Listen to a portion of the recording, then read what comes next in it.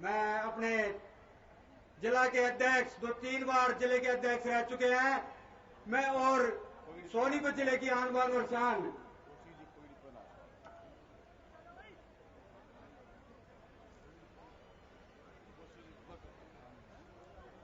हमारे मध्य में भारत सरकार में गृह मंत्री और भारतीय जनता पार्टी को बुलंदियों पर पहुंचाने वाले विकास पुरुष ठाकुर राजनाथ सिंह जी पधारे हैं। मैं अपने सांसद भाई रमेश कौशिक से आग्रह करता हूं कि वो पगड़ी पहनाकर अपने गृह मंत्री जी का स्वागत करें।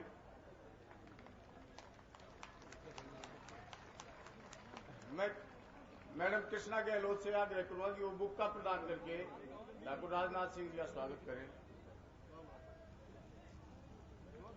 नाम बोल दे, नाम बोल क्या हो गया? सांसद पर आवा कृष्णा, मैडम कृष्णा गहलोत, मैडम कृष्णा गहलोत, मैं मैडम कृष्णा गहलोत जी से अनुरोध करूंगा कि वो बुक्का देकर स्वागत करें। कोई नहीं। मैं कौर सुनील चौहान जी से अनुरोध करूंगा कि वो मैं कौर सुनील चौहान जी से अनुरोध करूंगा कि वो राजनाथ जी का बुक्का देकर स्वागत करें। कौर सुनील चौहान जी। हो गया जी। ना मैं नहीं हो गया जी। हो गया। समय नहीं है, जल्दी करिए आप। हो गया। मैंने करिए। मैं अपने जिला के अध्यक्ष डॉक्टर ओम प्रकाश शास्त्री जी अनुरोध करूंगा कि आए और अपने विचार व्यक्त करें। ओम प्रकाश शास्त्री जी। किसको बुलाए? डॉक्टर साहब नहीं, सीधे उनको बुलाइए, विधायक को। ठीक। कैंडिडेट एमपी साहब बोलेंगे। मैं अपने लोकसभा के लोकप्रिय सांसद रमेश कौशिक जी से अनुरोध करूंगा कि वो आए और हम सबको संबोधित करें। परम आदरणीय इस देश की मान और शान और जिनके नेतृत्व में आज भारतीय जनता पार्टी पूर्ण बहुमत से देश में सरकार बनी है और नरेंद्र मोदी जी प्रधानमंत्री बने हैं। आज वो हमारे भारत की सरकार में गृह मंत्री हैं माननीय ठाकुर राजनाथ सिंह जी, और यहां से हमारी लोकप्रिय भारतीय जनता पार्टी की उम्मीदवार श्रीमती कृष्णा गहलोत जी, हमारे जिले के प्रधान डॉक्टर ओम प्रकाश पहल जी, और स्टेज पर बैठे हुए सारे नेतागण, हमारी सोनीपत की विधायक कविता जैन जी, मेरे सम्मानित बुजुर्गों, नौजवान भाइयों, माता और बहनों, जिस तरह से आपने लोकसभा के चुनाव में भारतीय जनता पार्टी का डट के साथ दिया था, आज वही एक बार फिर मौका आया है और हमारे बीच में माननीय राजनाथ सिंह जी आपके बीच में आए हैं, जो इस देश की नहीं, जिनका विदेशों में भी बड़ा भारी नाम है। किसान नेता के रूप में जाने जाते हैं, मजदूर के हितैषी जाने जाते हैं, और आज वो आपके बीच आए हैं कि इस तरह आपने आज हमारी केंद्र में सरकार बनी है, नरेंद्र मोदी जी देश के प्रधानमंत्री बने हैं, उसे देश का मान और सम्मान पूरे संसार में बढ़ा है। चाहे चाइना हो, चाहे जापान हो, चाहे अमेरिका हो, चाहे जापान में, हर देश में आज देश का मान और सम्मान बढ़ा है। जब से हमारी सरकार बनी है, देश की सीमाएं सुरक्षित हैं। तो मैं आप लोगों को एक बात कहना चाहता हूं कि हरियाणा में भी आपने अपनी सरकार बनानी है और पूरे जोश और खरोश से चुनाव लड़ना है। हरियाणा में लगभग मैं 20 विधानसभाओं में तो मैंने जाके देखा है, एक तरफा लहर है भारतीय जनता पार्टी की। और यहां भी मैं एक बात कहना चाहता हूं, कुछ शरारती तत्व इधर उधर की बातें करते हैं, उनकी बात में नहीं आना। ये सोच लो, ये चुनाव मैं खुद लड़ रहा हूं, ये जीत कृष्णा गहलोत की जीत है, भारतीय जनता पार्टी की जीत है और ये रमेश कौशिक की जीत है। अगर आप चाहते हो कि हमारे एरिया का विकास हो, छत्तीस बरादरी से मैं अपील करना चाहता हूं, किसी के बहकावे में न आना। कोई जात पात की बात करता है, वो हमारा दुश्मन है, वो भारतीय जनता पार्टी का दुश्मन है, वो आपका दुश्मन है, उनसे आपने सावधान होना होगा। अगर हमारी जात पात है, एक है, वह है भारतीय जनता पार्टी और हमारे नेता माननीय राजनाथ सिंह हमारे बीच में है। आपकी एक ही जात है, वो है भारतीय जनता पार्टी की। यहाँ से उम्मीदवार कृष्णा गहलोत, आपकी एक ही जात है, वो है आपका मेंबर पार्लियामेंट रमेश कौशिक। इसलिए किसी की बात में मत आना।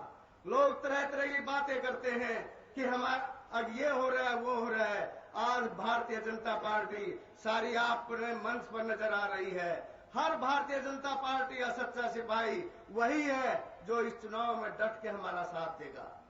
मैं तो एक कहता हूं कि अगर चाहते हो जिस तरह देश में हमारी सरकार है उसी तरह से आपने प्रदेश में सरकार बनानी है। और जब यहां से मैडम कृष्णा गहलोत यहां से विधायक होंगी तो हरियाणा में बनने वाली सरकार में हमारा बहुत बड़ा हिस्सा होगा। ये भी मैं कहना आपके बीच में चाहता हूं। तो इसलिए किसी की बात में मत आना। चाहे कोई ये कहे मैं उसका आदमी हूं, इसका आदमी हूं, हमारा वो आदमी है सिर्फ जो भारतीय जनता पार्टी और कृष्णा गहलोत को वोट डालेगा। इसके सिवाय हमारा कोई रिश्तेदार, कोई यारा प्यारा और कोई अपना आदमी नहीं है। ये मैं आज स्टेज के माध्यम से कहना चाहता हूं। तो आप लोगों से मैं यही प्रार्थना करता हूं, क्योंकि हमारे प्रधान जी को, हमारे गृह मंत्री जी को जल्दी है जाने की। उसके बाद हेलीकॉप्टर को 6 बजे दिल्ली में उतरना बहुत जरूरी है। इसलिए मैं ज्यादा न कहते हुए एक बात कहता हूं, 4 महीने में हमने विकास किया है।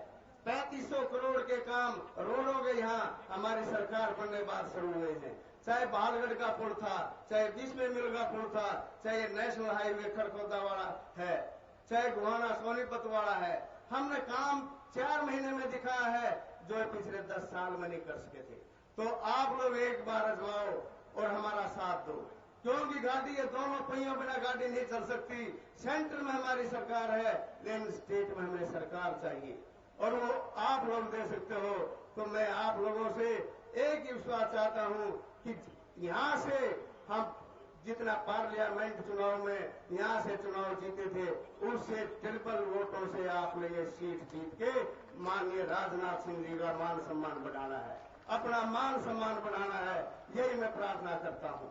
और मैं एक बात और कहता हूं कि इस बार इससे बढ़िया मौका नहीं आ सकता, क्योंकि प्रदेश में भारतीय जनता पार्टी पूर्ण बहुमत से सरकार बनेगी। भारतीय जनता पार्टी का मुख्यमंत्री होगा और उस सरकार में इस इलाके का बड़ा भारी हिस्सा होगा। तो इससे बढ़िया मौका नहीं मिल सकता। हमें अगर सेंटर की भी कोई लेनी पड़ती है इंडस्ट्री, एनओसी हमें स्टेट गवर्नमेंट से लेनी पड़ती है। चाहे कोई रोड नेशनल हाईवे करना पड़ता है वो भी एनओसी स्टेट से चाहिए। तो इसलिए आप सरकार स्टेट में बनाना बहुत जरूरी है और ये बनने जा रही है 2/3 मेजोरिटी से कम 60 से ऊपर सीटों से हम हरियाणा विधानसभा में भारतीय जनता पार्टी जीत कर आ रही है। तो मैं आप सबका बहुत बहुत आभार व्यक्त करता हूं और एक बार फिर अपने क्षेत्र में आने पर माननीय अपने जो हमारे पहले राष्ट्रीय अध्यक्ष थे जिनके नेतृत्व में हमने ये चुनाव जीता और आज सरकार के नंबर 2 पर हमारे गृह मंत्री हैं, उनका एक बार फिर बहुत बहुत स्वागत और धन्यवाद भी करता हूं। उन्होंने अपना कीमती समय काटा। और एक और खुशी की बात है, मुझे भी भारतीय जनता पार्टी में हमारे अध्यक्ष जी ने ज्वाइन किया था और मैडम कृष्णा गहलोत को भी। हम एक दूसरे के पूरे साथी रहे हैं। मेरे इनके घर से पारिवारिक रिश्ते हैं, सरकार में इकट्ठे मंत्री रहे हैं और इकट्ठे हर पार्टी में रहने, ब्याह शादी हर मामले में साथ रहे हैं। जो लोग कुछ इस तरह की बातें करते हैं वो हमारे नहीं है बल्कि वो दुश्मन है अगर कोई इस तरह की विरोधी बातें करे तो मैं आप लोगों का यह भारी तादाद में आए आप सबका बहुत बहुत आभार व्यक्त करता हूं और धन्यवाद करता हूं। जय भारत। और मैं 2 नारे और बोलूंगा, भारत माता की जय, भारत माता की जय, वंदे मातरम, वंदे मातरम। धन्यवाद। धन्यवाद जी सांसद महोदय जी। अब मैं राजेंद्र दहिया जी जो गांव नारा दहिया 24 से हैं वो मैडम कृष्णा गहलोत जी का चांदी का मुकुट पहनाकर स्वागत करेंगे। अब मैं मैडम कृष्णा गहलोत जी से अनुरोध करूंगा कि वो आए और अपना संबोधन करें। मैडम के बारे में मैं एक बात जरूर कहना चाहूंगा, जैसे अभी स्वागत में कहा था ना, तो मैडम की तरफ से ये है, ना मांगू मैं सोना चांदी, ना मांगू मैं हीरे मोती, ये मेरे किस काम के। इसलिए मैडम को तो आपका वोट चाहिए ताकि सबका साथ सबका विकास हो सके। मैडम कृष्णा गहलोत जी।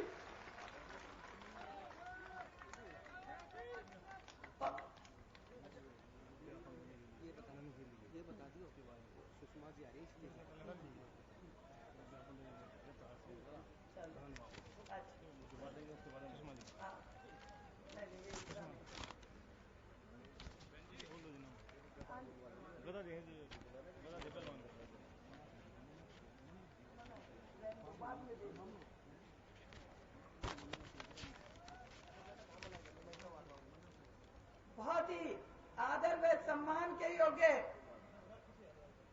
केंद्रीय मंत्री आदरणीय राजनाथ सिंह जी, परवेश वर्मा जी, आदर व सम्मान के योग्य हमारे सोनीपत से सांसद रमेश कौशिक जी, हमारी सोनीपत से विधायक कविता जैन जी, ओम प्रकाश अत्रे जी, बहुत ही आदर व सम्मान के योग्य मोहनलाल बड़ोली जी, मान व सम्मान के योग्य डॉक्टर अवधेश जी, सुनील चौहान जी, आदर व सम्मान के योग्य जगजीत चौहान जी, दिनेश चौहान जी, तार सिंह चौहान जी, सुखबीर प्रधान जी, हमारे मंडल के अध्यक्ष अरुण चौहान जी, पदम सिंह दहिया जी, गोपाल वर्मा जी, सूबेदार साहब दयानंद जी, सत्यनारायण जी, सुमेर कौशिक जी, राजेश जी, दिनेश जी, आनंद पहलवान, सुरेंद्र जी, रमेश बागड़ी जी, राजपाल आंतिल जी, अनिल आंतिल जी, नरेश रोहिला जी, राजवीर आंतिल जी, सूबेदार करण सिंह जी जो हमारे पार्टी के बहुत ही वरिष्ठ नेता हैं, पन्नालाल त्यागी जी, महेश त्यागी जी, राकेश त्यागी जी, राम कुमार त्यागी जी, मेरी बहन कविता चौधरी जी, देवेंद्र कौशिक जी, बहुत ही मान व सम्मान के योग्य और पार्टी के बैठे हुए सभी नेतागण, आज आदरणीय राजनाथ सिंह जी आपके बीच भारतीय जनता पार्टी के लिए वोट मांगने के लिए यहाँ पर पधारे हैं। मैं उनका हमारे राय क्षेत्र में पहुंचने पर हार्दिक अभिनंदन करती हूँ, स्वागत करती हूँ। मैंने भारतीय जनता पार्टी में शामिल हुई थी तो आदरणीय राजनाथ सिंह जी उस वक्त अध्यक्ष थे और मैंने इन्हीं के माध्यम से पार्टी ज्वाइन करी थी। मुझे खुशी है आज मेरे इस चुनावी जनसभा में यहाँ पर पधारे हैं, जिससे मुझे बहुत मजबूती और बहुत मदद मिलेगी।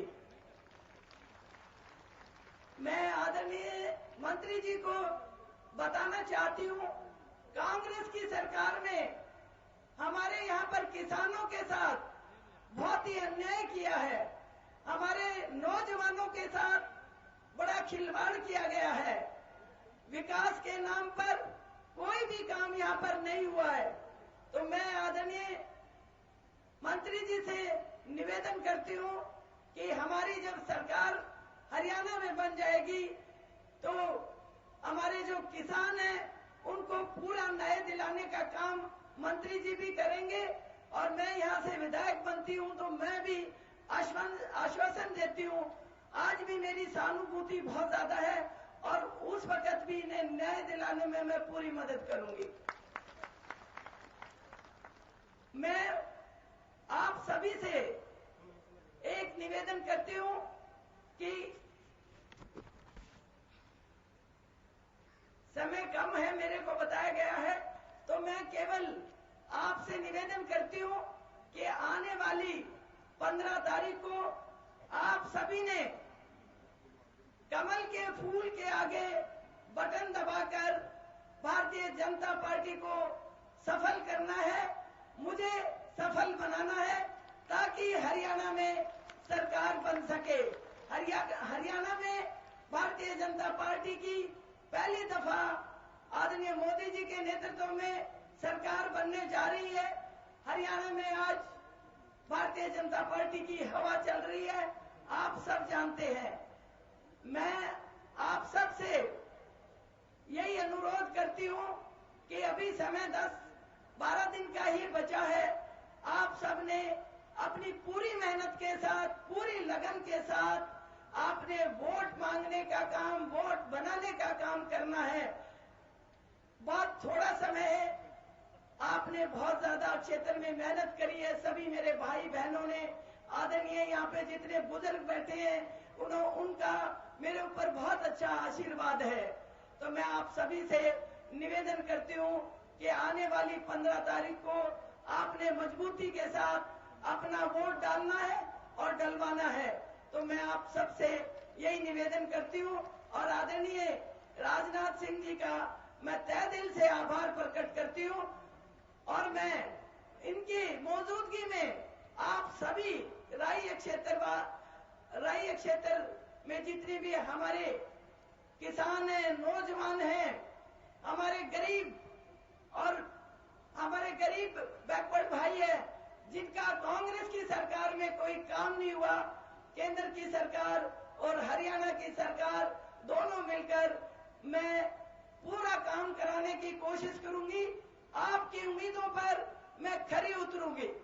मेरा राजनीति में केवल एक ही मकसद है, आप लोगों की सेवा करना और मैं आपके बीच हमेशा सेवक बनकर रहूंगी और काम करने में मेहनत और ईमानदारी से करूंगी।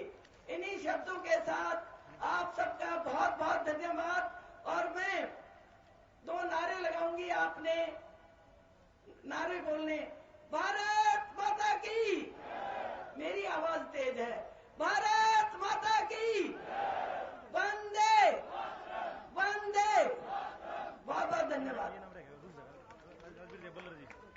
एक हमारे बड़े अच्छे वर्कर राजवीर दहिया बल्लर जी हैं, मैं उनका नाम लेना भूल गई, नाम तो मैं बहुतों का लेना भूल गई, तो मैं माफी चाहूंगी। धन्यवाद। धन्यवाद मैडम। सभी मेरे साथ बोलेंगे, भारत माता की, भारतीय जनता पार्टी। अब मैं भारत सरकार के गृह मंत्री और यूं कहिए जोड़ी नंबर 1 ठाकुर राजनाथ जी से अनुरोध करूंगा कि वो आए और हम सबको संबोधित करें। ठाकुर राजनाथ जी, ठाकुर राजनाथ सिंह जी।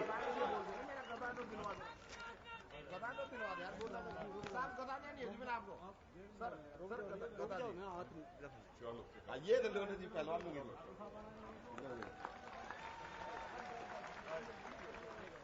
बहुत अच्छा, बहुत गधे का भी एक अपना महत्व है।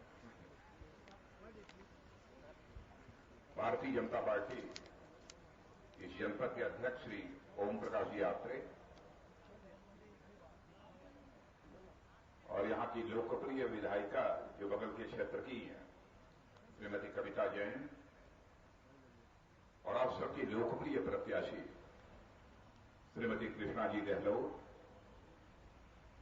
और मंच पर उपस्थित जितने लोग जिनका नाम लिया है कृष्णा जी ने, वो मान लिया जाए कि मैं भी ले रहा हूं। इस सभा में उपस्थित मेरे सभी सम्मानित बहनों एवं भाइयों, आप लोगों ने बहुत ही गर्मजोशी के साथ स्वागत किया है और आप जानते हैं भारत की परंपरा है, शिष्टाचार का तकाजा भी है। सलाम दुआ अथवा राम राम अथवा अभिनंदन स्वागत कभी एक तरफा नहीं होना चाहिए और लंबे समय के बाद इस स्थान पर किसी सार्वजनिक सभा को संबोधित करने के लिए आप सबके सामने में खड़ा हुआ हूं। इसलिए मैं भी अपनी तरफ से शीश झुकाकर आप सभी बहनों भाइयों का हार्दिक अभिनंदन करता हूं, आप सभी का स्वागत करता हूं। आज कृष्णा जी को बोलते हुए पहली बार मैंने सुना है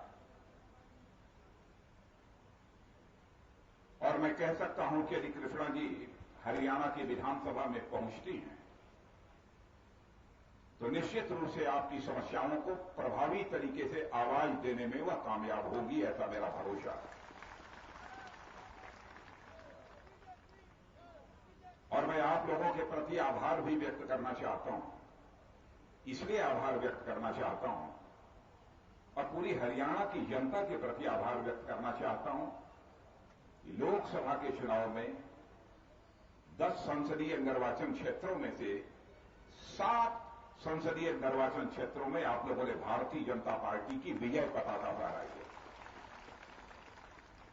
और बहनों भाइयों, यह आपका ही आशीर्वाद रहा है कि इस आजाद भारत के इतिहास में पहली बार किसी गैर कांग्रेसी राजनीतिक पार्टी भारतीय जनता पार्टी ने स्पष्ट बहुमत हासिल की है। और भारत के ही नहीं बल्कि दुनिया के सर्वाधिक लोकप्रिय नेता श्री नरेंद्र भाई मोदी हमारे भारत जैसे बड़े देश के प्रधानमंत्री बने। अब आपने केंद्र में तो सरकार बना दी। मैं वो यही पिछली सभा में कह रहा था कि दिल्ली में सरकार बनाकर आप लोगों ने कुर्ता तो हम लोगों को पहना दिया,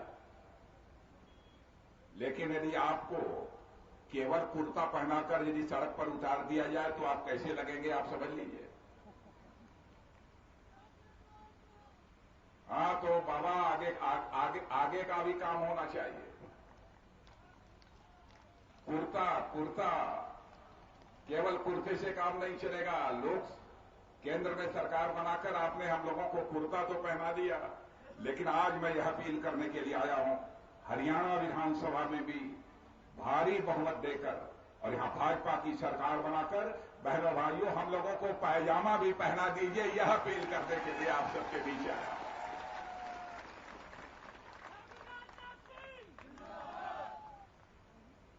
वैसे इसके पहले की भी सरकार के कामकाज को आपने देखा है। 10 वर्षों तक इस हरियाणा में भी और 10 वर्षों तक केंद्र में भी आपने कांग्रेस की सरकार को काम करते हुए देखा है। उस सरकार के कामकाज की समीक्षा करने के लिए मैं यहां नहीं खड़ा हुआ हूं।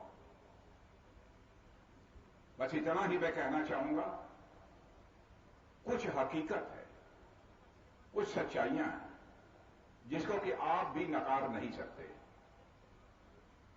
क्या यह सच नहीं है कि पिछले 10 वर्षों में कांग्रेस के शासनकाल में महंगाई तेजी के साथ बढ़ी है?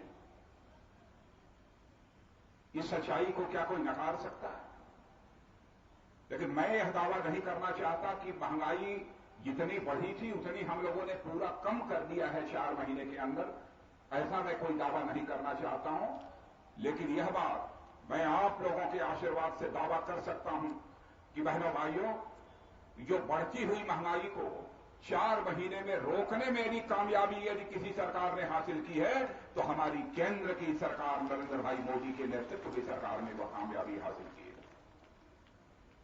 पेट्रोल की कीमतें पहले हर महीने में एक बार बढ़ जाया करती थी, कभी कभी महीने में 2-2 बार पेट्रोल और डीजल की कीमतें बढ़ जाया करती थी, लेकिन 4 महीने में 3 बार पेट्रोल की कीमत कम हुई है। 3 बार पेट्रोल की कीमत कम हुई और महंगाई की दर को लाकर हम लोगों ने 4% तक सीमित कर दिया है। जो महंगाई की दर 9%, 10% और 11% हुआ करती थी। यह कामयाबी हम लोगों ने हासिल की है। हुकूमत बराबर इकबाल से चलती है, विश्वसनीयता के आधार पर हुकूमत चलती है और वह करके हम लोगों ने दिखाया है। और यह भी सच है, जब से केंद्र में भारतीय जनता पार्टी की सरकार आई है बहनों भाइयों, अंतर्राष्ट्रीय जगत में भारत की साख, भारत की धमक और भारत की विश्वसनीयता बढ़ी है। आपने कभी भारत के इतिहास में यह देखा नहीं होगा किसी प्रधानमंत्री के शपथ ग्रहण समारोह में सारे पड़ोसी देशों के राष्ट्राध्यक्ष मौजूद हों। भारत के इतिहास में पहली बार ऐसा हुआ है। यानी चुनाव के पहले ही यह संदेश चला गया था, नई सरकार भारत में आ रही है, भारतीय जनता पार्टी की सरकार आ रही है और इस विश्व का सर्वाधिक लोकप्रिय नेता नरेंद्र भाई मोदी वहां के प्रधानमंत्री हो रहे हैं। सबके अंदर ललक थी, चाहत थी कि हमारे भारत के साथ अच्छा रिश्ता होना चाहिए। सभी लोगों ने शपथ ग्रहण समारोह में पहल की है पहली बार यह भारत के इतिहास में हुआ है, कोई छोटी बात नहीं है। सारी चीजों की मैं यहां पर बहुत विस्तार में जाकर चर्चा नहीं करना चाहता हूं, लेकिन शासन की बागडोर संभालते ही कुछ प्रभावी कदम भी हम लोगों ने उठाए। बैठे थे हम लोग, चर्चा हो रही थी, यह हुआ कि अब 100 दिन पूरे होने वाले हैं, कुछ प्रभावी कदम उठाए जाने चाहिए। चर्चा में ही निकलकर यह बात आई, पहला काम तो ये किया जाना चाहिए ताकि इस हिंदुस्तान के गरीबों का और किसानों का भला हो। और आपने देखा कि प्रधानमंत्री जनधन योजना यह हम लोगों ने लागू कर दी है, लागू करना नहीं है, लागू कर दी है। और 5 वर्षों के अंदर इस हिंदुस्तान में एक भी व्यक्ति शेष नहीं बचेगा बहनों भाइयों, जिसका कि देश की बैंकों में खाता न खुल जाए, ऐसा एक व्यक्ति भी शेष नहीं बचेगा। लोग पूछ रहे थे पहले कि साहब यह खाता बैंकों में खुल जाएगा तो उससे होने वाला क्या है? बहनों भाइयों, चाहे हमारा किसान हो, गरीब हो अथवा कोई भी व्यक्ति हो, सरकार के द्वारा जो भी सुविधा मिलती है, जो भी रियायत मिलती है, जो भी सब्सिडी मिलती है, वह बिचौलियों के माध्यम से लोगों तक पहुंचती थी, आधा अधूरा पहुंचती थी। पूरा जो लाभ मिलना चाहिए था किसी व्यक्ति को, वो उसका लाभ नहीं मिल पाता था। इसीलिए हम लोगों ने कहा बीच से बिचौलिए समाप्त किया जाना चाहिए और दिल्ली के सरकार के खजाने से जो पैसा निकले अथवा हरियाणा कि चंडीगढ़ के खजाने से जो पैसा निकले वह सीधे उस किसान और गरीब के खातों में, बैंक में पहुंचना चाहिए, बीच में कोई बिचौलिया नहीं आना चाहिए। इसीलिए हम लोगों ने प्रधानमंत्री जनधन योजना प्रारंभ की। और आपको जानकर खुशी होगी, 25 सितंबर तक 5.5 करोड़ से अधिक नए खाते बैंकों में खुल गए। गरीब झोपड़ी में रहने वाले लोगों के लिए बैंकों में खाते खुले और लगभग 3,500 करोड़ रुपए से अधिक की धनराशि बैंकों में जमा हो चुकी है। और इस कार्यक्रम की सबसे बड़ी विशेषता यह है कि जिस दिन आप अपना बैंक में खाता खोलेंगे उसी दिन आपका 1 लाख रुपए का जीवन बीमा भी पक्का हो जाएगा। अलग से फिर जीवन बीमा कराने की कोई जरूरत नहीं पड़ेगी। ऐसे कदम हम लोगों ने उठाए। हमारे प्रधानमंत्री ने जब यह फैसला किया कि हम सारे देश को में स्वच्छता अभियान चलाना चाहते हैं, स्वच्छ भारत का हम निर्माण करना चाहते हैं, देश के घर घर में हम शौचालय बनवाना चाहते हैं, तो हमारे कांग्रेस के कुछ मित्रों ने कहा कि क्या छोटे छोटे काम कर रहे हैं। क्या बहनों भाइयों, कोई भी काम अपने में छोटा होता है? क्या कांग्रेस के मित्रों को इस बात की जानकारी नहीं है? किसी काम से किसी व्यक्ति का कद न छोटा होता, छोटा नहीं होता। हर काम का एक अपना महत्व होता है। चाहे किसी के पास धन हो, चाहे किसी के पास बल हो, धन के कारण और बल के कारण किसी व्यक्ति का कद बड़ा नहीं होता है। यदि उसका कद बड़ा होता है तो उसके कृत्यों के कारण कद बड़ा होता है, उसके काम के कारण कद बड़ा होता है। और शायद भारत के इतिहास में पहली बार आप लोगों को देखने को मिला कि देश का प्रधानमंत्री और भारत सरकार के सारे मंत्री और जहां जहां पर हमारी राज्य सरकारें हैं, सारे मुख्यमंत्री, मंत्री, राज्यपाल, यहां तक कि न्यायपालिका के लोग भी झाड़ू लेकर 2 अक्टूबर को राष्ट्रपिता महात्मा गांधी के जन्मदिवस के अवसर पर हिंदुस्तान की सड़कों पर दिखाई दे रहे थे। क्या आज तक कभी भारत के इतिहास में ऐसा देखने को हमें मिला? राष्ट्रपिता महात्मा गांधी कहा करते थे, जब तक भारत स्वच्छ भारत नहीं बनेगा तब तक भारत स्वस्थ भी नहीं हो सकता है, स्वस्थ भारत भी नहीं बनेगा। और बहनों भाइयों, हम लोगों ने स्वच्छ भारत का जो अभियान प्रारंभ किया है, हम भारत को स्वस्थ भारत बनाना चाहते हैं और भारत को हम समृद्धशाली भारत बनाना चाहते हैं। इसीलिए हम लोगों ने स्वच्छ भारत का यह अभियान प्रारंभ किया।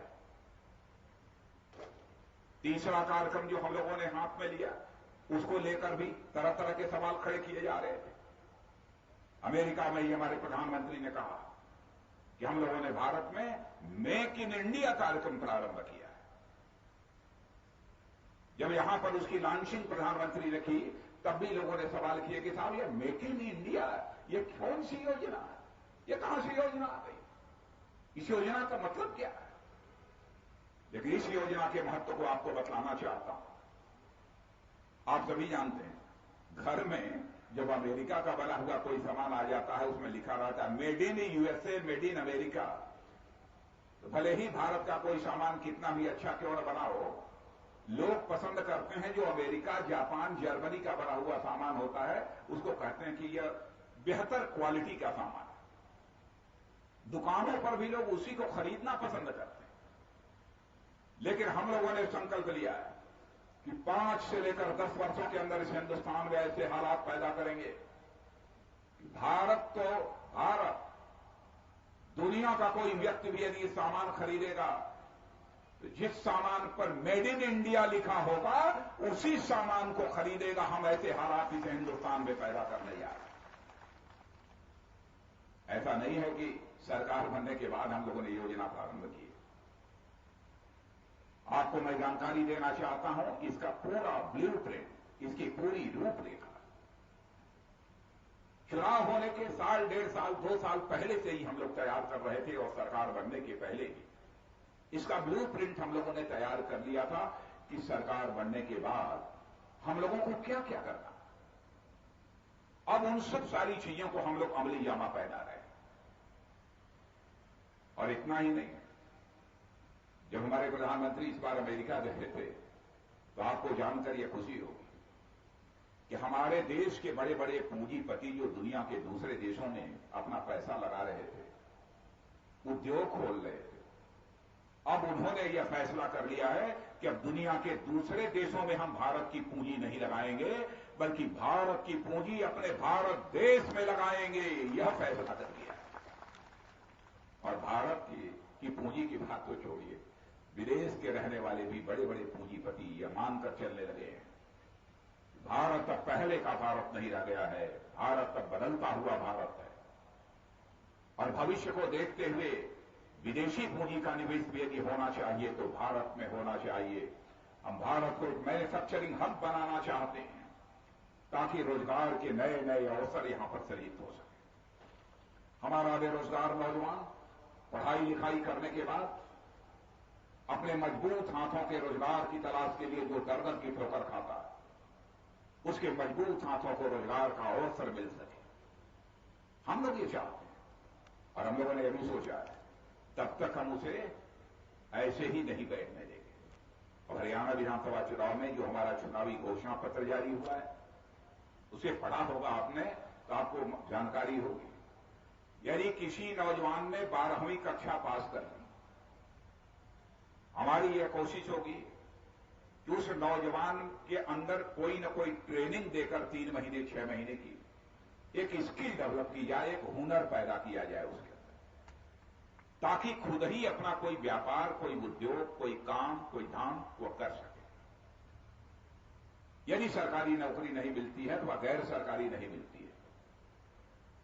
लेकिन मान लीजिए किन्हीं कारणों से वह नौजवान उस काम को नहीं कर पाता, तो भारतीय जनता पार्टी ने यह फैसला किया है ऐसे 12वीं पास नौजवानों को जिनको रोजगार नहीं मिल पाएगा, उन्हें 6,000 रुपए का मासिक बेरोजगारी भत्ता मुहैया कराया जाएगा। यह हमारी सरकार है।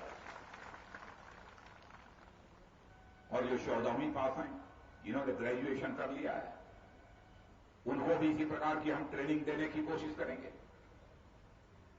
लेकिन मान लीजिए उन्हें भी कोई रोजगार यदि नहीं मिल पाता है तो तब तक ग्रेजुएशन की डिग्री हासिल किए हुए ऐसे बेरोजगार नौजवानों को 9,000 रुपया मासिक बेरोजगारी भत्ता मुहैया कराया जाएगा। यह फैसला है। बहुत सारी योजनाओं पर हम लोगों ने अमल किया है बहनों भाई, और आपको हम विश्वास दिलाना चाहते हैं कि आपका यदि संबल, आपका समर्थन यदि हमको इस हरियाणा विधानसभा चुनाव में प्राप्त होता है और हमारी सरकार बनती है तो हम यहां का भी चरित्र बदलेंगे। और यदि जो मैं कह रहा हूं ऐसे ही नहीं कह रहा हूं, जिन जिन राज्यों में हमारी सरकार बनी है उन सरकारों के कामकाज को आप देखिए, चाहे गुजरात हो, चाहे हमारा मध्य प्रदेश हो, चाहे छत्तीसगढ़ हो, चले जाइए। दूसरे राजनीतिक पार्टियों की चलने वाली सरकारें और हमारे राजनीतिक पार्टी की चलने वाली सरकारें जो है, उनमें कितना बड़ा अंतर है, ये स्वयं आप अपनी आंखों से देख सकते हैं। और मैं नहीं, मैं कहूंगा तो लोग कहेंगे साहब आपकी पार्टी है, कोई अपनी दही को कभी खट्टी कहेगा। लेकिन भारत ही नहीं, राजनीतिक विश्लेषण करने वाली जो अंतर्राष्ट्रीय एजेंसियां हैं, उन्होंने एक सर्वे किया और भारत में सर्वे किया, और भारत में उन एजेंसियों ने सर्वे करने के बाद दो टूक शब्दों में अपनी रिपोर्ट में कहा है कि हिंदुस्तान में सबसे बेहतर हुकूमत चलाने वाली यदि कोई पार्टी है तो उस पार्टी का नाम है भारतीय जनता पार्टी। या अंतर्राष्ट्रीय सर्वे एजेंसियों ने भी यह बात देखी। इसलिए मैं आपको भरोसा दिलाता हूं। आपने देखा नहीं गुजरात की चर्चा कितनी हो गई थी, गुजरात के विकास का मॉडल वो भारत के अंदर ही चर्चा का विषय नहीं था, बल्कि सारी दुनिया में चर्चा का विषय बन गया था। सरकार चलाने की कला यदि किसी के पास है तो वह भारतीय जनता पार्टी के पास है। और इतना ही नहीं, आप उस अमेरिका, जब मैं नाम ले रहा हूं तो मुझे याद आ गया वो अमेरिका जो पहले कहता 10 वर्षों तक नरेंद्र भाई मोदी को वीजा देने को तैयार नहीं था। वो कहता था कि नरेंद्र भाई मोदी को हम अमेरिका में घुसने नहीं देंगे। तो पिछले साल पार्टी का राष्ट्रीय अध्यक्ष रहते हुए मैं अमेरिका की यात्रा पर गया। 7 दिनों की हमारी यात्रा थी।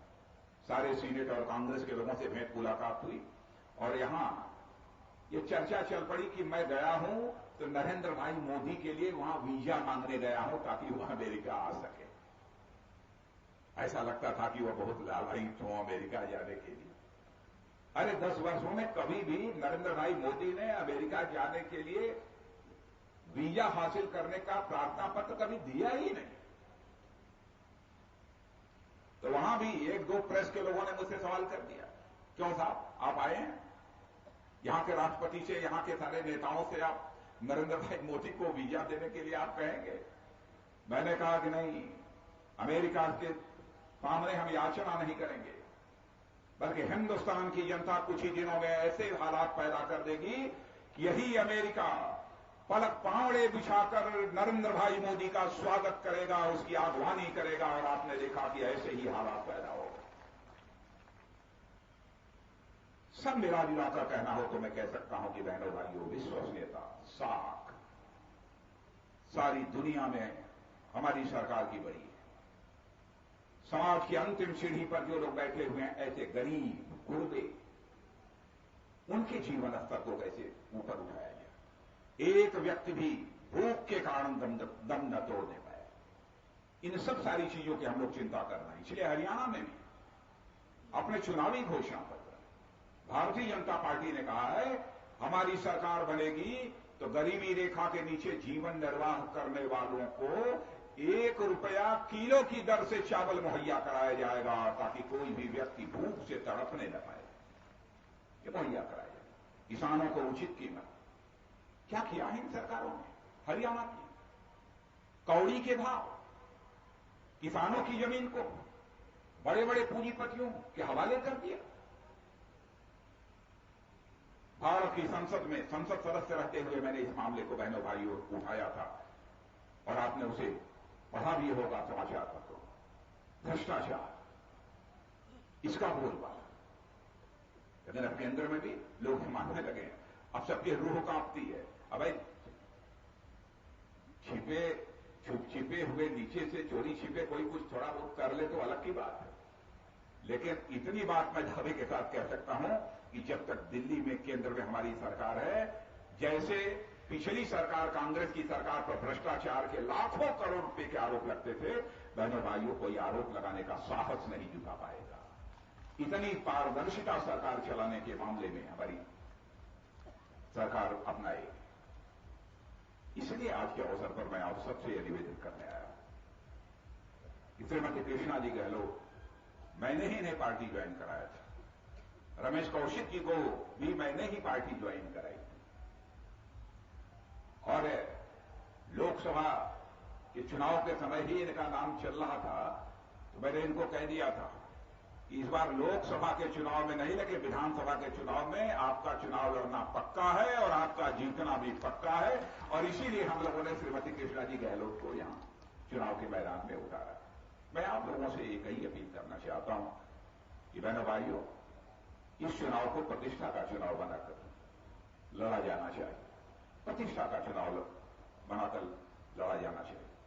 जाति, पंथ, मजहब, इसका कोई इसका दायरा नहीं होता। इंसाफ और इंसानियत के आधार पर अपने मतों का प्रयोग किया जाना चाहिए। और मैं कहना चाहता हूं, यदि कृष्णा गहलोत की विजय होती है तो राजनाथ सिंह की भी विजय होगी, नरेंद्र भाई मोदी की भी विजय होगी। यह मैं आप सबसे मैं अपील करना चाहता हूं। इसलिए आप लोग भारी से भारी मतों से उन्हें विजय दिलाकर विधानसभा में भेजें। आगे भी कुछ हो सकता है, कुछ कह नहीं सकते, आगे भी हो सकता है। अकलेमंद इशारा काफी है, कुछ भी हो सकता है। लेकिन दो तिहाई बहुमत इस बार हमको हरियाणा में चाहिए, 2/3, ताकि दुनिया की कोई भी ताकत जो हमारी सरकार को हिलाने की जरूरत करे वो हमारी सरकार को हिला न सके। ऐसी मजबूत सरकार आप हमको हरियाणा में दीजिए, यह मैं आप सबसे अपील करते हुए और आप सबको धन्यवाद देते हुए अपना निवेदन समाप्त करता हूं।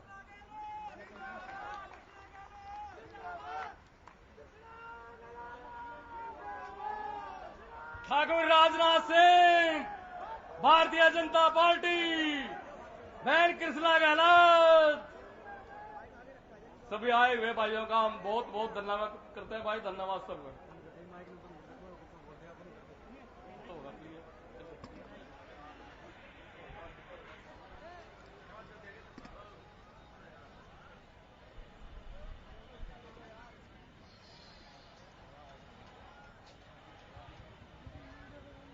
सर